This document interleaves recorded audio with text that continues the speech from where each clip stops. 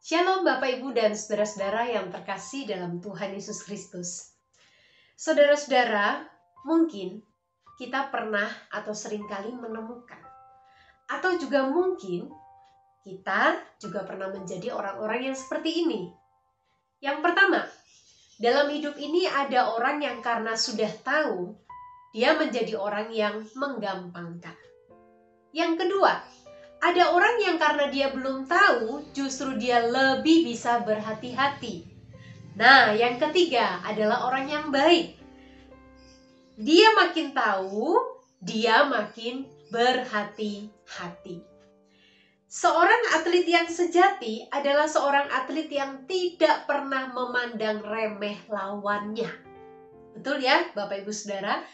Dia akan melihat bahwa lawannya itu adalah seorang lawan yang bisa jadi menang melawan dia.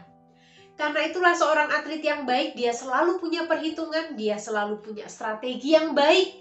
Jangan sampai kecolongan. Karena itu, tepatlah jika ada sebuah kalimat bijak yang mengatakan, pengalaman adalah guru terbaik dalam hidup ini. Kenapa? Karena dari pengalaman kita bisa belajar tentang banyak hal. Apakah itu belajar tentang arti sebuah kegagalan, ataukah juga kita belajar tentang keberhasilan di sana, dan juga pengalaman bisa menjadi evaluasi buat kita di dalam bertindak ataupun melakukan banyak hal yang lainnya.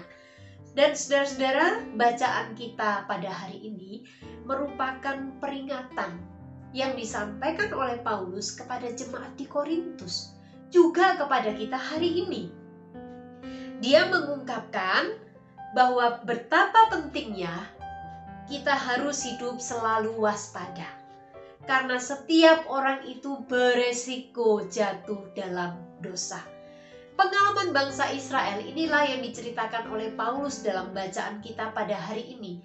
Bagaimana bangsa Israel itu dibebaskan oleh Tuhan dari perbudakan di tanah Mesir.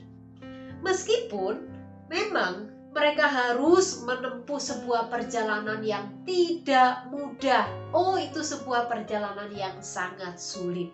Sehingga bagi mereka, penderitaan di tanah Mesir sebagai budak itu lebih baik daripada mereka harus menempuh perjalanan yang buat mereka begitu sulit dan penuh penderitaan. Saudara, perjalanan itu pada akhirnya lebih banyak diwarnai oleh sungut-sungut bangsa Israel, oleh umpatan mereka, oleh rasa penyesalan mereka. Padahal justru Allah sedang membawa umatnya ini kepada satu kemerdekaan hidup yang sesungguhnya.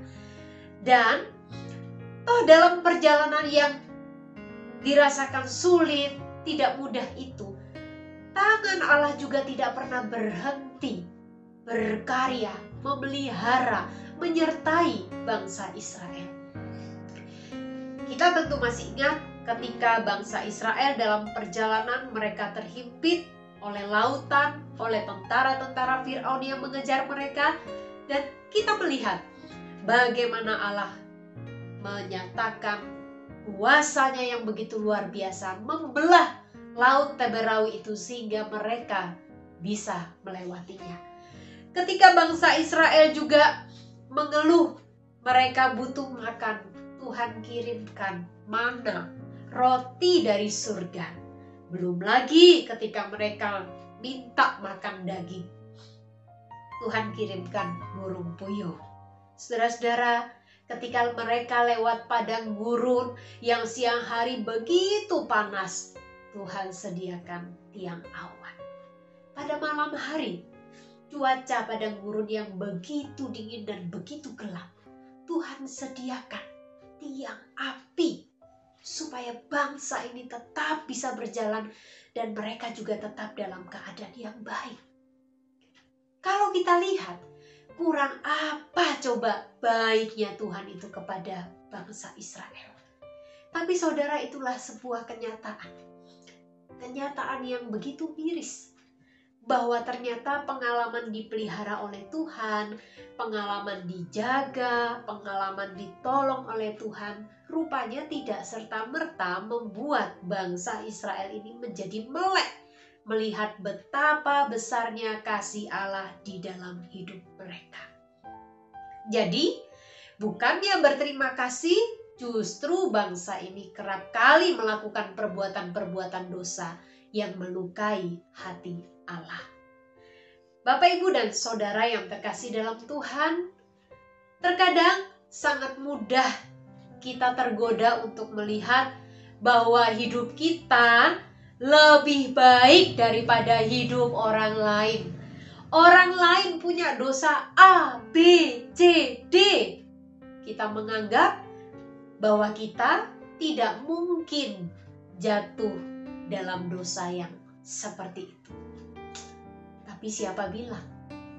Bapak, Ibu, Saudara, justru sekali lagi Paulus mengingatkan kita di dalam ayat yang ke-12.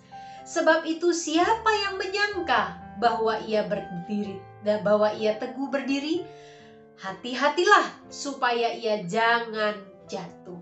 Karena itulah tindakan berpuasa, berdoa selama masa Prapaskah ini juga menjadi sebuah momen, menjadi sebuah waktu untuk kita bisa mengendalikan diri kita lebih lagi, untuk kita selalu mengingat kebaikan-kebaikan Tuhan, untuk kita juga selalu menjadi orang-orang yang berhati-hati, waspada, dan tetap berserah diri kepada Tuhan. Bapak, Ibu, dan Saudara, momen Prapaskah ini juga kiranya meneguhkan hati kita bahwa Tuhan itu selalu menyediakan pertolongannya bagi kita. Dia akan memberikan jalan keluar bagi kita. Dia akan menolong kita keluar menghadapi setiap pergumulan hidup yang sedang kita hadapi ataupun yang akan kita hadapi ke depan.